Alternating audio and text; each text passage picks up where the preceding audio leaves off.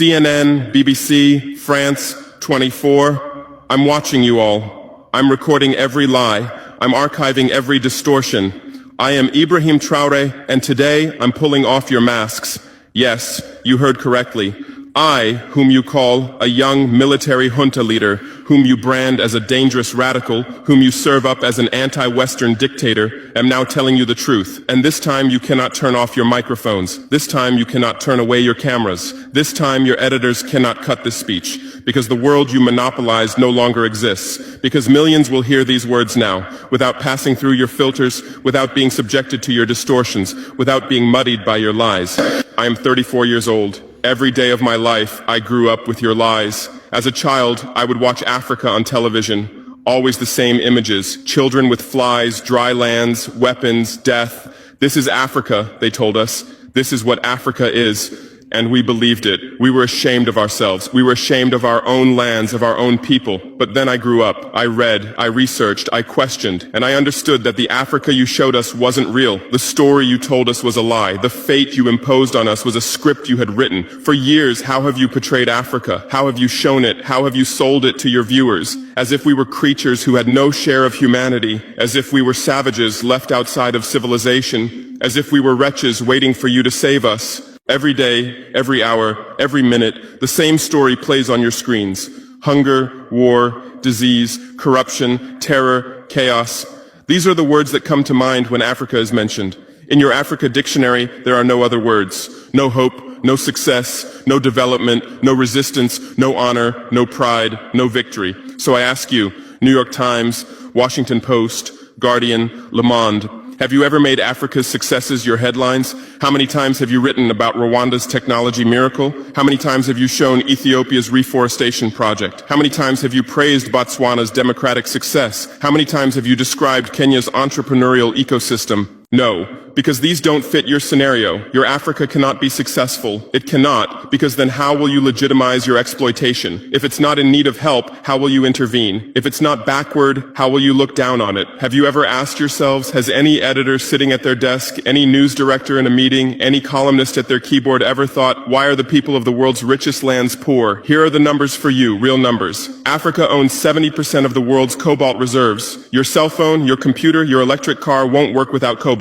This cobalt comes from Congo, but Congolese can't afford cell phones. Africa owns 90% of the world's platinum reserves. Catalytic converters, electronic devices, medical implants, they all need platinum. This platinum comes from South Africa, but South Africans are crushed by unemployment. Africa provides 30% of the world's gold production. Mali, Burkina Faso, Ghana, Tanzania. Gold flows like rivers from our lands. But our people swim in poverty. Africa supplies 65% of the world's diamond production. Botswana, Angola, Congo, Sierra Leone, billions of dollars worth of diamonds are extracted, but our miners live on $1 a day. Africa owns 35% of the world's uranium reserves. Niger, Namibia, South Africa. Nuclear plants run on our uranium. Paris lights burn with our uranium, but our villages have no electricity. And you still ask, why is Africa poor? No, the right question is, how was Africa kept poor while being so rich? Here's your answer. Colonialism didn't end. It changed shape.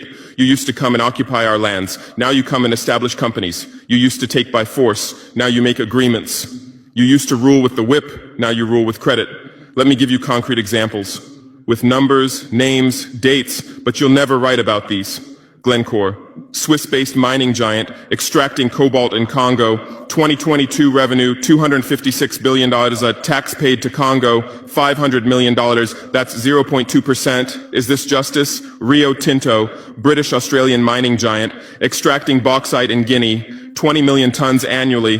What's left for Guinea? Environmental pollution and cancer. Total, now Total Energies, French oil giant, extracting oil in Angola, Nigeria, Congo.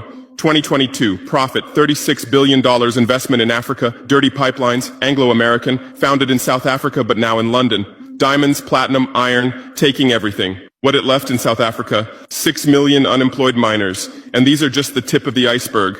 What about the invisible, the secret deals, the offshore accounts, the transfer pricing tricks? Every year, $88 billion in illegal money flows out of Africa. Who writes about this? Every year, $45 billion in aid comes to Africa. Everyone writes about this, but no one says Africa is not the continent receiving aid, it's the continent giving aid.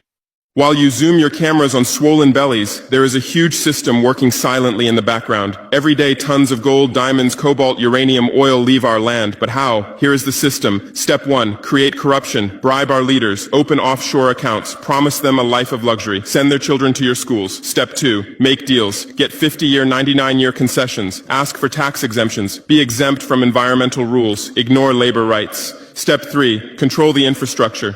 Take over ports, airports, railways, but only from the mine to the harbor. Don't build roads to the villages. Don't bring electricity to schools. Step 4. Provide security. Set up private security companies. Arm them. Declare protesting. Step 5. Silence the media. Buy local journalists. Suppress opposing voices. Serve internal unrest news to international media. And this is how the system works. It's been working like this for 100 years, and you don't see this system. You don't want to see it, because you're part of the system too. Who are the biggest advertisers of New York Times, CNN, BBC, oil companies, mining companies, arms companies, pharmaceutical cartels, the companies that exploit Africa? You live on their money. You defend their interests. Please, God bless you. You actually speak the mind of millions of African youths. How long are we going to remain this way in Africa?